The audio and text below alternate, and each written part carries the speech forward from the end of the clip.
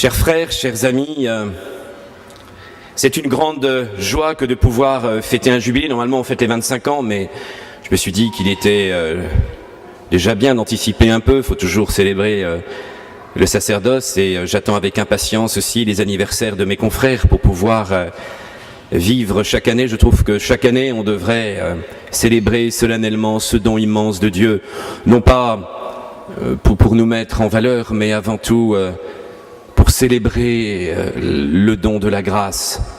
Souviens-toi du don que tu as reçu, disait saint Paul à Timothée. Je crois que c'est d'abord être dans l'action de grâce devant l'immensité d'un don de gloire, parce que c'est bien de cela dont il s'agit.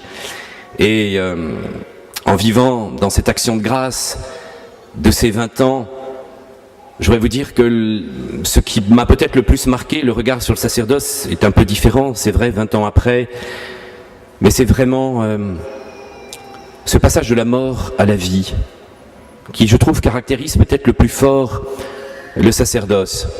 Un mystère de gloire qui vient en nous. Nous avons reçu une onction de gloire, comme le rappelait le pape François le jeudi saint. Dans des vases d'argile, nous sommes vraiment d'une fragilité inouïe. Et plus j'avance dans le sacerdoce, plus en connaissant le clergé, en se connaissant d'abord soi-même et ses propres faiblesses, en connaissant le clergé, en connaissant les drames de l'Église, et il y a eu des drames en 20 ans qu'on ne pouvait pas soupçonner, même si la crise était déjà très importante et beaucoup de trahison, de faiblesse. Mais cela est l'occasion de se rendre compte, peut-être de manière plus forte, du risque de Dieu, d'un risque divin, d'un amour fou, qui vient dans la faiblesse d'une personne, d'un homme, pour vraiment manifester sa gloire. Et il le fait pour nous donner cette résurrection. Nous sommes morts et nous passons vraiment à la vie éternelle. Nous étions morts et nous connaissons cette puissance de résurrection par le don du sacerdoce. Vous le savez, au moment où le diacre est ordonné prêtre, où l'évêque impose les mains, l'Église nous enseigne dans sa tradition que nous recevons une puissance spirituelle, que nous sommes vraiment configurés au Christ. Et je crois que dans cette identification au Christ, c'est vraiment au Christ transfiguré, au Christ de gloire, à celui qui est passé de la mort à la vie.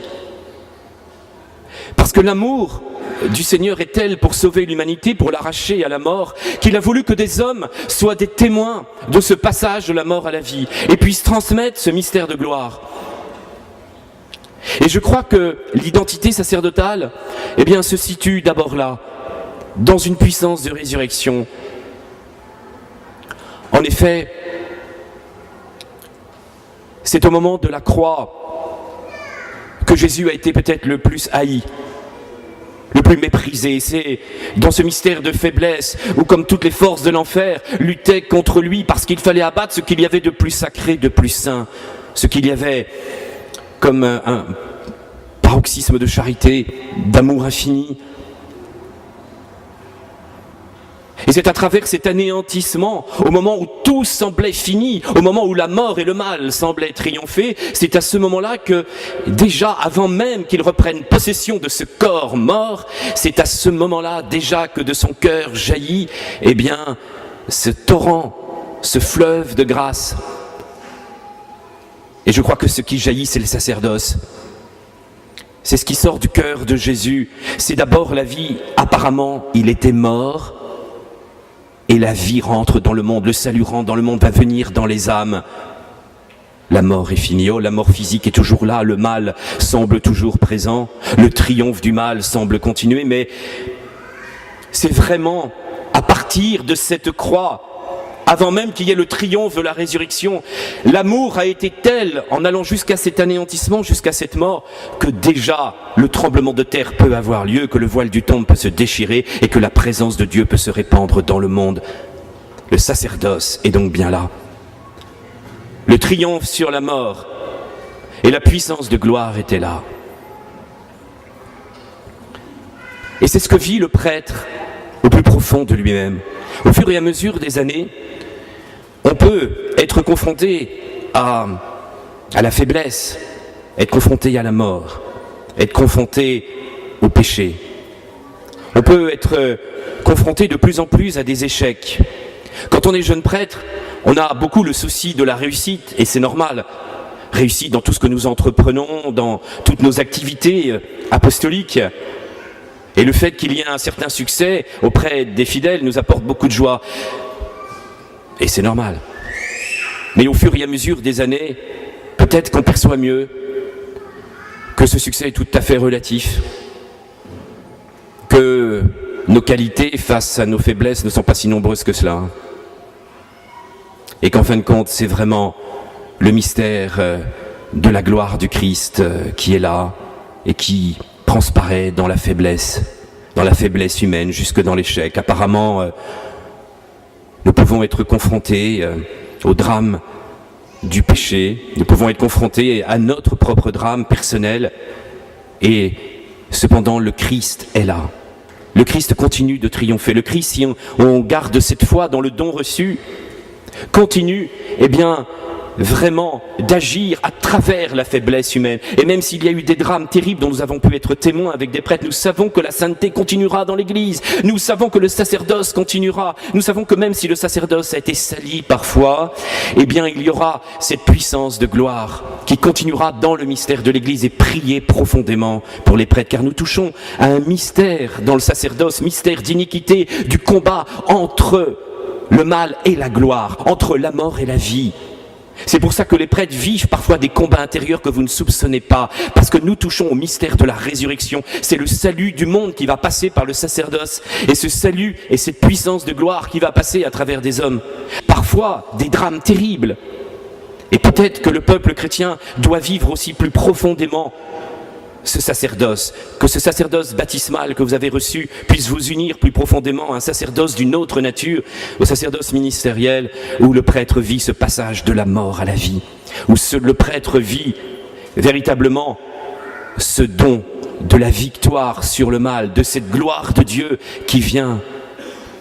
Comme je vous disais, le pape François nous rappelait le jeudi saint combien cette gloire était la résurrection, la victoire du Christ qui venait sur les hommes, cette onction qui vient pour que le peuple lui-même reçoive cette onction.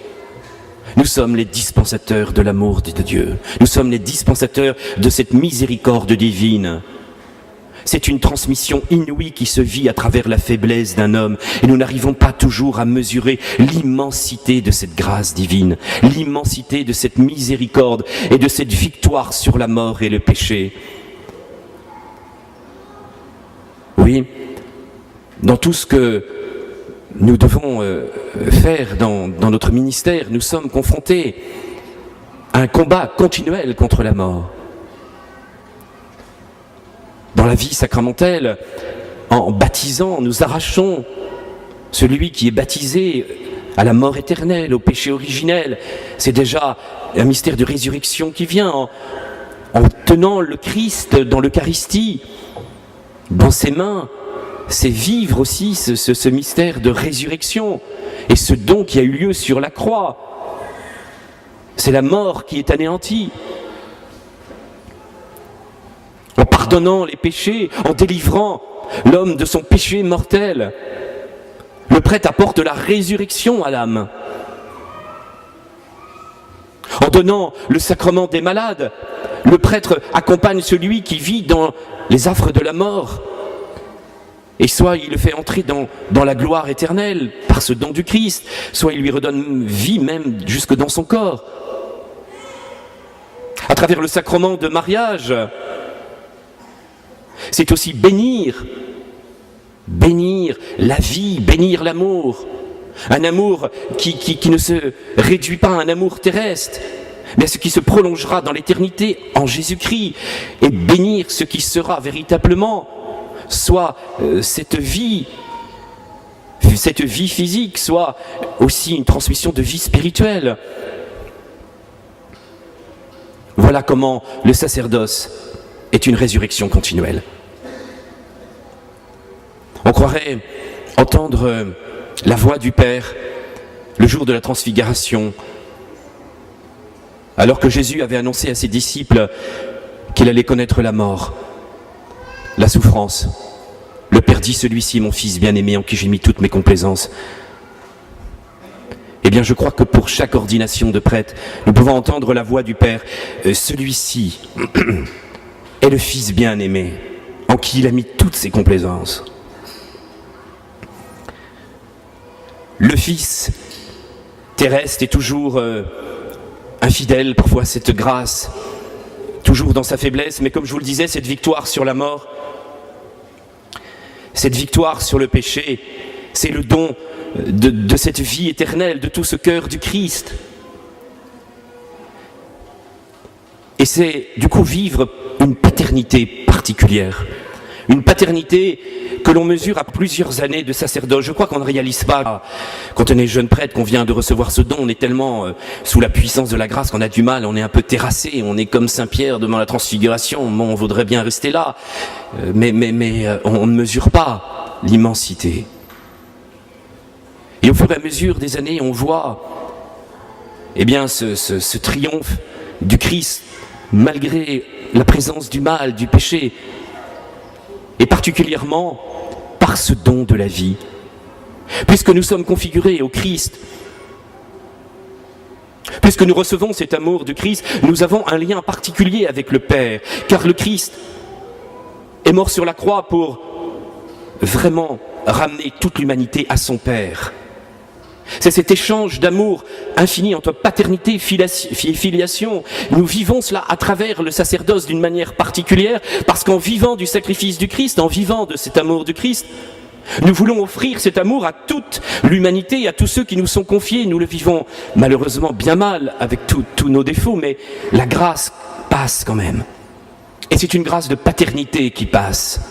Alors c'est vrai qu'en vieillissant, on mesure beaucoup plus cela. Un don de vie, un enfantement à la grâce. Il y a même quelque chose parfois de maternel qui se vit aussi. Parce que petit à petit, c'est rentré comme dans un enfantement, dans un triomphe de la vie qui apparaît, dont on est les témoins. Des gens me disent souvent, mais mon père, ça fait plusieurs années que vous vivez ça et vous n'êtes pas marié. Ou si je rencontre la bande à Farouk qui me diront, mon frère, qu'est-ce que tu fais? Comment tu peux vivre? C'est la mort, t'es pas marié. Alors d'abord, je réponds, bienheureuse femme qui m'a pas épousé déjà, mais ensuite, mes amis, vous n'avez pas compris combien je peux être père. Pas avoir d'enfant, ne pas engendrer, mais c'est la mort pour toi. Non, c'est pas la mort. D'abord, dans mon histoire personnelle, là, j'ai autour de moi 14 enfants, 14 fils dans ma communauté et que je voudrais remercier particulièrement aujourd'hui.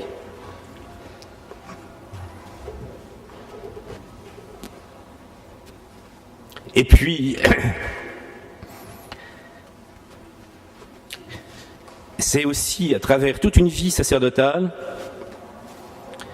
des enfants que l'on voit régulièrement.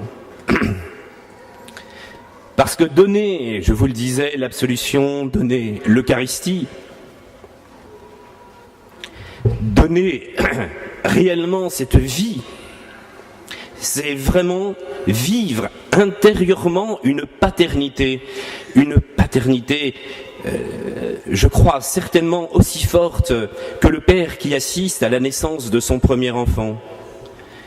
Et c'est ainsi qu'en vivant vraiment dans la prière, dans le don du Christ, nous pouvons voir vraiment cette victoire de la vie.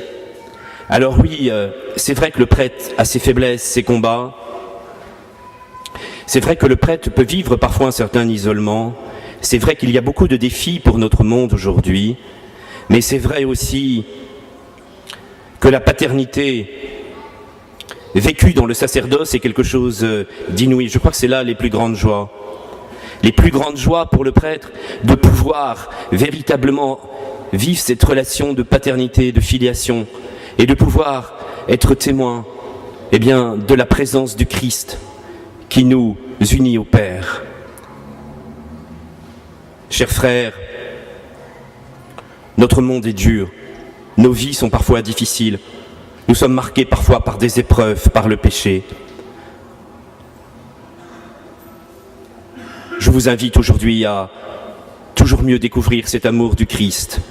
Même nous prêtres, nous sommes bien infidèles parfois, mais je vous invite aujourd'hui, en ayant fait part de ma joie d'être prêtre, je vous invite à prier pour nous, pour qu'on continue d'être fidèles. Nous ne sommes jamais à l'abri d'épreuves et d'échecs, mais je vous invite chacun à découvrir cet amour du Christ qui nous ouvre les portes du paradis. Je vous invite avec Marie, notre mère, elle qui était le témoin de ce passage de la mort à la vie, qui est la mère des prêtres. Je vous invite à la prier pour que les prêtres soient toujours plus fidèles à leur mission, que ce soit vraiment des vrais témoins de ce passage de la mort à la vie, que ce soit des vrais pères, et que vous soyez des enfants remplis de la gloire de Dieu.